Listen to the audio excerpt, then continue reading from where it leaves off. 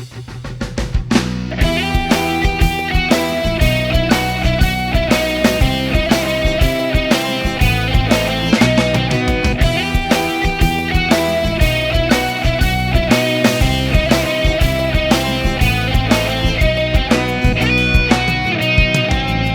dur benden gerginim, kalbim senin selamını okudu. Artık benim için ölüsün eminim, İlişkimiz zehir zakkum kokudu. Sevgimizi mi veremedik, bir kusur mu işledik, kanıma dokunuyor. İhanetini göremedik, hayal kırıklıkların canımı acıtıyor.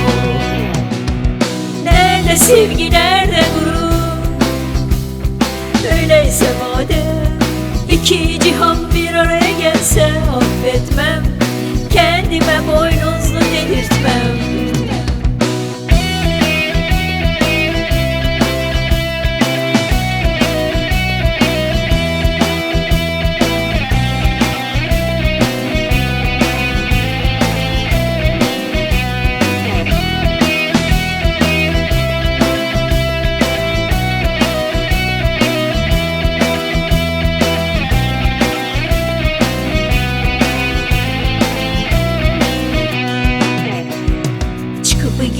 Tenimden yorgunum, beni bana bırakırken kudurdu.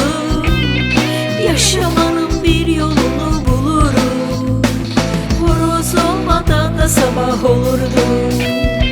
Sevgimizi mi veremedik, bir kusur mu işledik, kanıma dokunuyor. İhanetini göremedik, hayal kırıklıkların canımı acıtıyor.